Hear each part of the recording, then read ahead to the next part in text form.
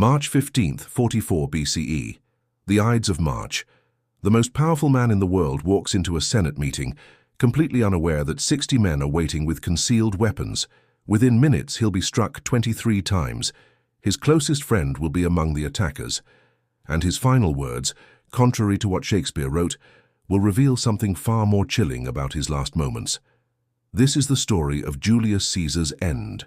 But it's not the story you learned in school, because the truth is far stranger than the legend. The conspiracy was larger and more complex than most people realize. The motives weren't what you think, and the aftermath changed the course of Western civilization in ways no one could have predicted. This is a story of power, betrayal, and prophecy. This is how the greatest general Rome ever produced became its most famous victim. To understand why Caesar had to die, you need to understand what he'd become. By 44 BCE, Caesar was the most powerful individual Rome had ever seen. He'd conquered Gaul, crossed the Rubicon River in an act of treason that sparked a civil war, defeated his great rival Pompey, and had himself declared dictator perpetuo, dictator for life. And that was the problem. Rome had spent 500 years as a republic. The very word king was poison. Caesar claimed he wasn't a king, but he wore the purple toga of ancient kings. His face was on coins, a first for a living Roman, and Mark Antony had publicly offered him a crown which Caesar theatrically refused, but the gesture itself was deeply provocative.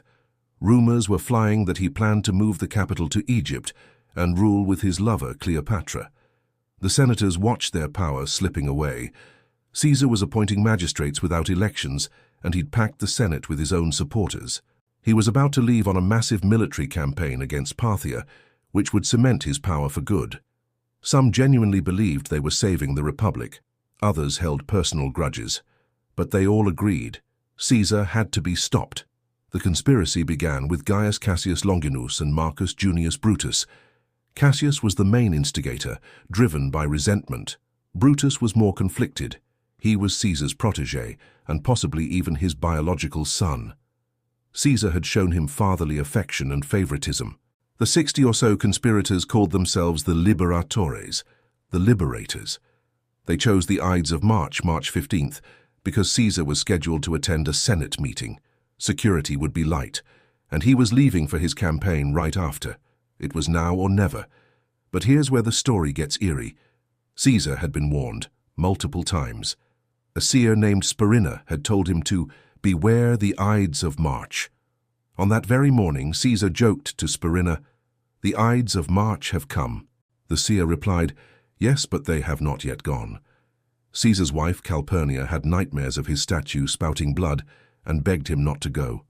He almost listened, but one of the conspirators, Decimus Brutus, convinced him that cancelling would make him look weak. On his way, a teacher tried to hand him a note revealing the entire plot. Caesar took it, but surrounded by people, never got a chance to read it. That unread note could have changed everything. When Caesar arrived at the theatre of Pompey, the conspirators surrounded him, pretending to present petitions. One of them grabbed his toga from behind, the signal. The attack began. The first man struck, but only grazed him.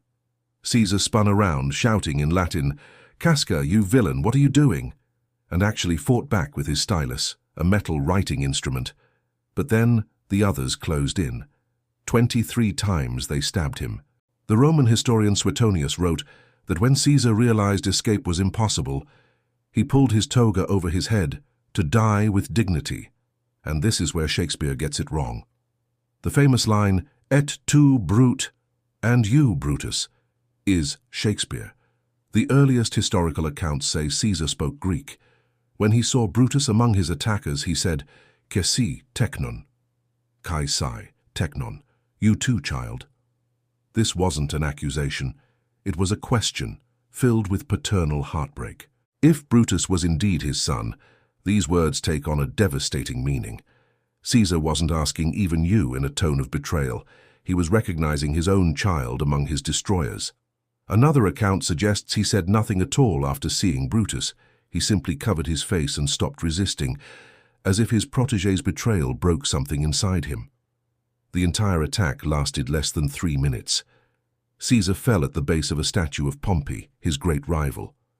An ancient physician later determined that of the 23 wounds, only one was fatal, a deep thrust to the chest.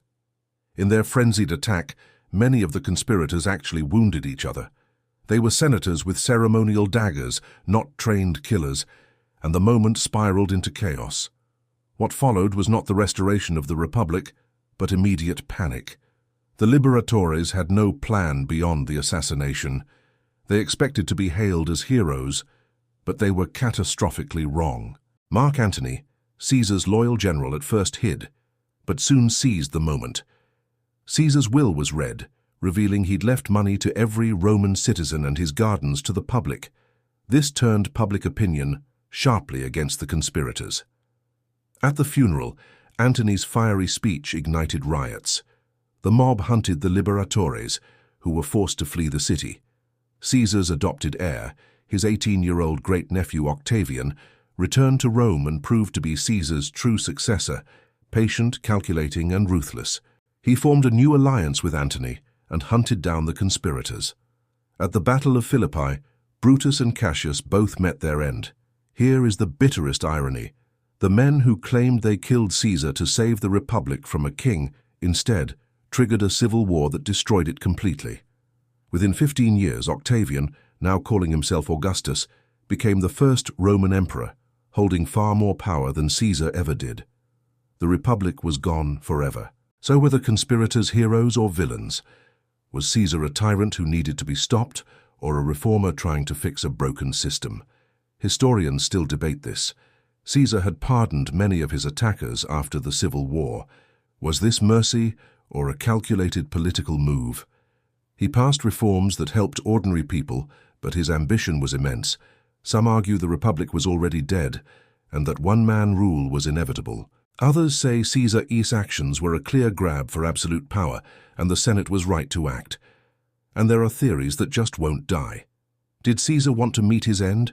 Did he see the writing on the wall and choose martyrdom over becoming a paranoid dictator? His ignoring of the warnings is suspicious. What about Cleopatra? Did she know about the plot? And was Brutus really Caesar's son? If so, the story becomes a staggering psychological tragedy of a father struck down by the son he favored. Caesar's legacy is complicated. He was a military genius, a populist reformer, and a man whose ambition knew no bounds. His end solved nothing. The Ides of March became a timeless warning about power, betrayal, and the unpredictable consequences of violence. On March 15, 44 BCE, 60 men ended one man's life, but failed in everything else. The power vacuum they created consumed them, and the new world they accidentally created was everything they feared, only more permanent. So what do you think? Were the conspirators heroes or villains? Was Caesar a tyrant, or was he saving Rome from itself? Let me know your take in the comments. For more deep dives into ancient history, check out my video on Alexander the Great. And don't forget to like and subscribe. Thanks for watching. Thanks.